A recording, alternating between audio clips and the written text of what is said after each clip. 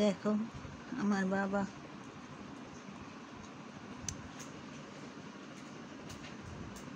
আজকে ফটোগুলো দেখছিলাম তো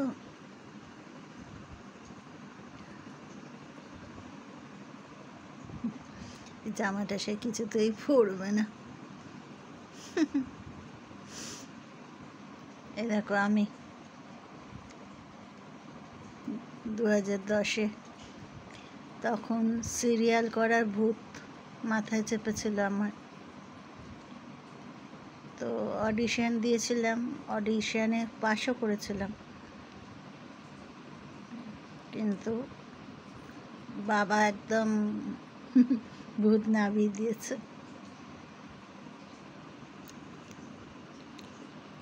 এটা হয়েছিল স্টার আছে না, স্টার সিনেমা হল হাতিবাগানে, ওখানে অডিশন নিয়েছিল, তো পাশ করেছিলাম। এটা বাড়িতে তোলা, কিন্তু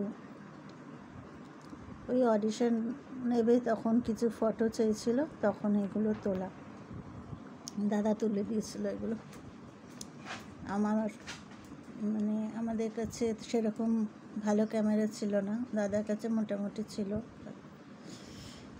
তো ও তুলে দিয়েছিল।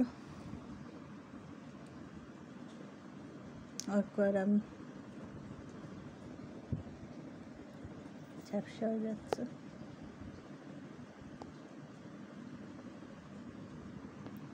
এই যে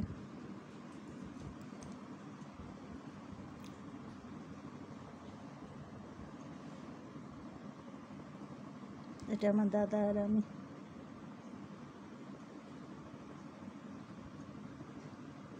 তখন প্রচণ্ড মুখে ব্রণ হতো, প্রচণ্ড। এটা একদম কিচ্ছু মাখতাম না, কিচ্ছু না, মুখে একদম কিচ্ছু মাখতাম না। তাই এই ফটোটা দেখে ওরা বলেছিল একটু মেকআপ করেননি, মেকআপ না করলে তো ফটো ভালো আসবে না।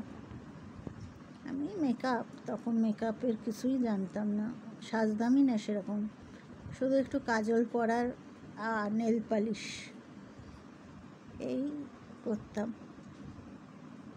সাজতাম না বললে ভুল হবে, সাজতাম না, কিন্তু স্টাইল ছিল প্রচুর।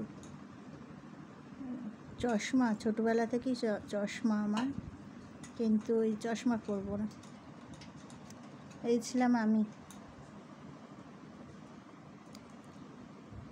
তারিখটা দেখো।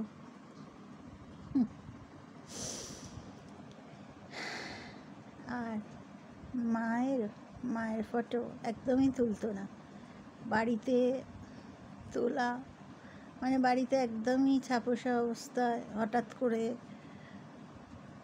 সে জানে তাকে বাদ দিয়ে তোলা হচ্ছে, কিন্তু তাকে নিয়েই হয়তো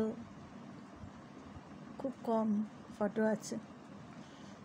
দেখছি পাচ্ছি কিনা, তাহলে শেয়ার করব তোমাদের সাথে, যদি পাই খুঁজে। আজকে রাতে ঘুম হবে না, অথচ কালকে সকাল সকাল উঠতে হবে। উঠে একটু ইচ্ছে আছে মন্দিরে যাওয়ার, এমনিতে বাড়িতে তো